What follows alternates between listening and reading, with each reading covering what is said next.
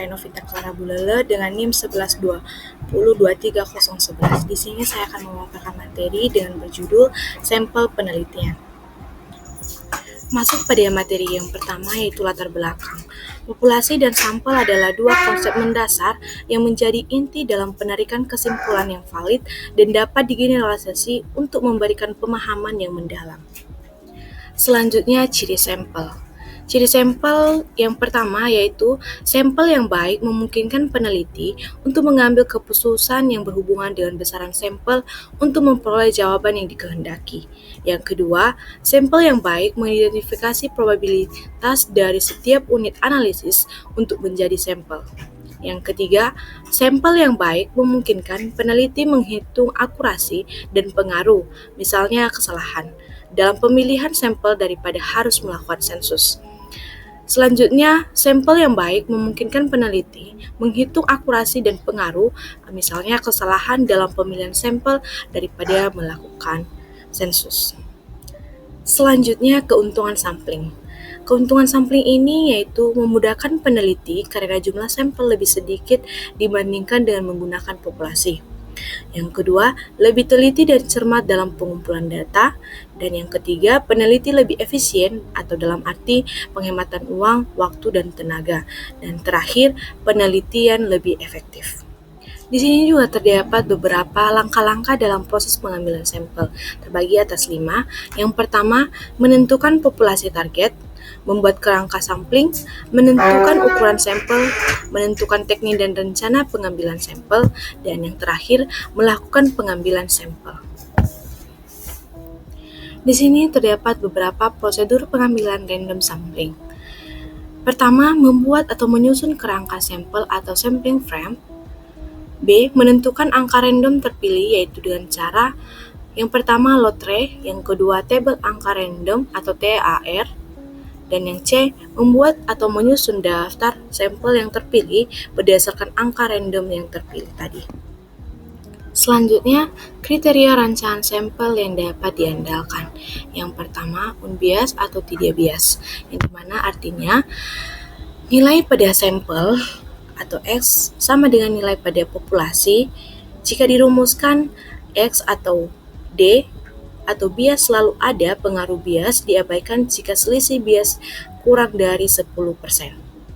Yang kedua, variance minimum. Suatu cara penarikan sampel dengan cara tertentu yang dilakukan secara berkali-kali menghasilkan varians paling kecil, itulah sampel yang paling baik. Yang ketiga, konsistensi. Artinya, jika besar sampel diperbesar terus hingga mendekati besarnya populasi, maka nilai sampel atau X akan mendekati nilai populasi. Yang terakhir, sufficient atau kecukupan, di mana indikator secara definit tentang kecukupan ini tidak ada. Pendekatan yang dipakai adalah jika kaidah penentu besar sampel sudah terpenuhi, sudah dianggap sufficient. Selanjutnya, kriteria sampel. Kriteria sampel ini terbagi atas 2. Yang pertama, kriteria inklusi atau kriteria yang layak diteliti. Karakteristik umum subjek penelitian dari suatu populasi target dan terjangkau yang akan diteliti. Yang kedua, kriteria inklusi adalah kriteria yang tidak layak diteliti, yang dimana menghilangkan atau mengeluarkan subjek yang memenuhi kriteria inklusi dan studi karena berbagai sebab.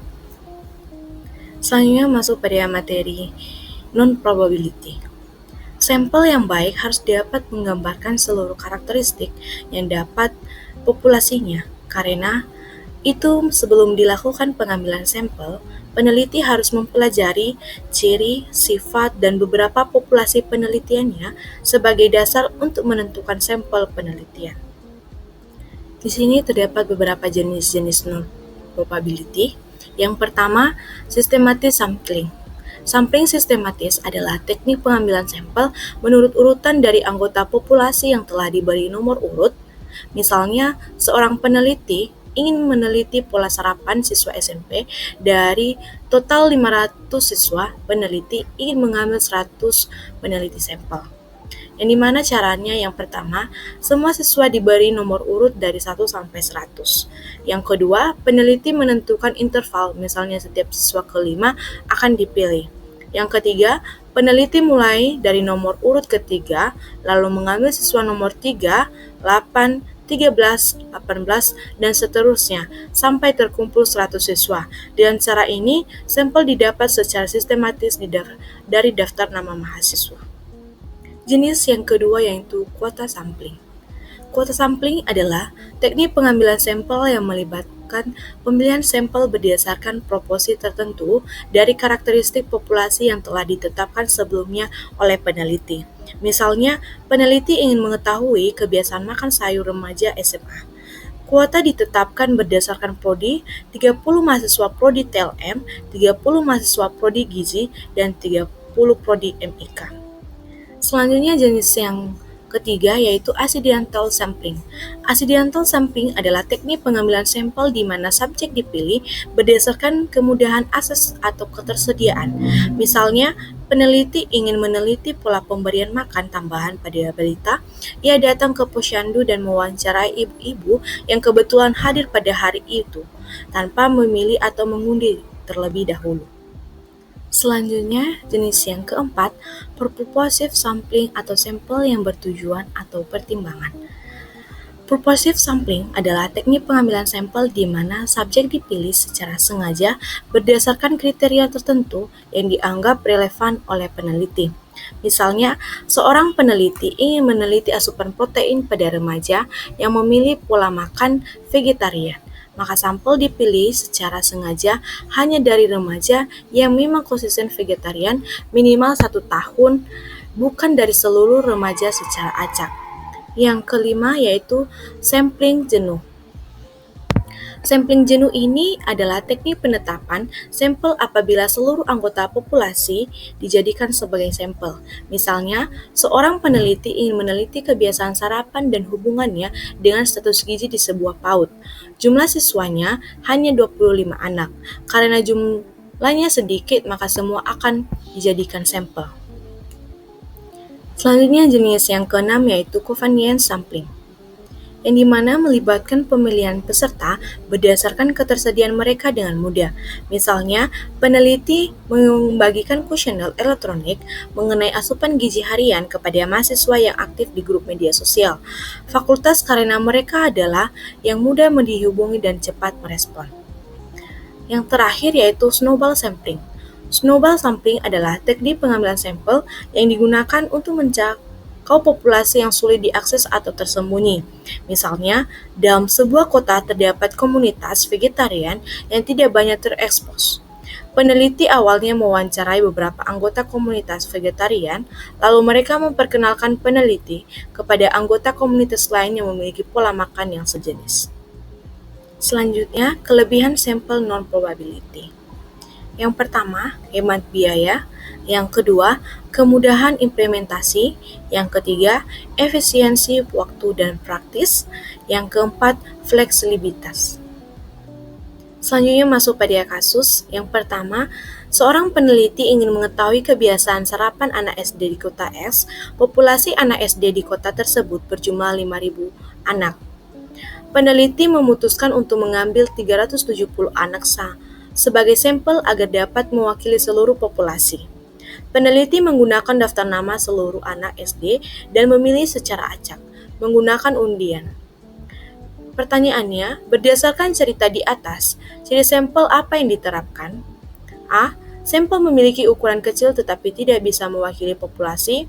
B. Sampel dipilih secara acak sehingga tidak setiap anak memiliki peluang untuk terpilih. C. Sampel diambil berdasarkan kemudahan akses peneliti. D. Sampel hanya mengambil anak-anak yang suka sarapan. D. Sampel diperoleh dari semua anak SD di kota. Jawaban pada kasus pertama yaitu B. Sampel dipilih secara acak sehingga setiap anak memiliki peluang untuk sama terpilih. Yang dimana pembahasannya dalam cerita, peneliti menggunakan metode random sampling dengan daftar nama seluruh anak SD, sehingga setiap anak memiliki peluang yang sama untuk menjadi sampel. Hal ini sesuai dengan ciri sampel yang baik, yaitu mampu mewakili populasi dan probabilitas setiap unit diketahui. Selanjutnya, kasus yang kedua, yaitu seorang peneliti ingin mengetahui hubungan konsumsi susu dengan tinggi badan remaja SMP. Karena waktunya terbatas, peneliti memilih 100 siswa dari SMP yang tinggal di kos-kosan menggunakan teknik purposive sampling, yaitu hanya siswa yang tinggal jauh dari orang tua. Di mana pertanyaannya, teknik pengambilan sampel yang digunakan dalam penelitian ini termasuk A. Systematic sampling, B. Quota sampling, C. Purposive sampling, D. Accidental sampling, dan E. Sampling jenuh. Yang dimana jawabannya yaitu purposive sampling. Pembahasannya, purposive sampling adalah teknik di mana sampel dipilih secara tak sengaja berdasarkan kriteria tertentu. Dalam contoh, peneliti memilih siswa yang tinggal di kos-kosan karena relevan dengan tujuan peneliti, sehingga ini termasuk purposive sampling. Selanjutnya kasus yang ketiga yaitu di sebuah desa terdapat 1.000 balita. Peneliti ingin meneliti hubungan pola makanan dengan status gizi balita, tetapi hanya mengambil 100 balita sebagai sampel karena tidak memungkinkan meneliti semuanya. Dari sampel itu, peneliti menghitung tingkat kesalahan sekitar 5%. Pertanyaannya, keuntungan yang diperoleh dari penggunaan sampel adalah A. Penelitian menjadi lebih mahal dan memakan waktu lama. B. Penelitian menjadi lebih sulit dan memerlukan tenaga ekstra. C. Penelitian menjadi lebih efisien, hemat waktu, dan memungkinkan menghitung tingkat kesalahan. D. Hasil penelitian tidak digunakan untuk populasi sama sekali. E. Penelitian harus melakukan sensus seluruh balita. Jawaban pada kasus yang ketiga yaitu C. Penelitian menjadi lebih efisien, hemat waktu, dan memungkinkan menghitung tingkat kesalahan, di mana pembahasannya menggunakan sampel memungkinkan penelitian sebagai populasi untuk mendapatkan gambaran umum, menghemat waktu, biaya, dan tenaga, serta dapat menghitung tingkat kesalahan, misalnya 5%, sehingga hasilnya dapat dipakai secara representatif populasi. Masuk pada kesimpulan, probability sampling memberikan peluang sama bagi setiap anggota populasi untuk terpilih sehingga lebih representatif. Sedangkan non-probability sampling lebih mudah, cepat, dan hemat biaya, meskipun kurang bisa digeneralisasi. Keuntungan penggunaan sampel antara lain efisiensi waktu, biaya, tenaga, serta mempermudah pengumpulan data tanpa mengurangi akurasi jika sampel representatif. Sekian dan terima kasih, semoga bermanfaat.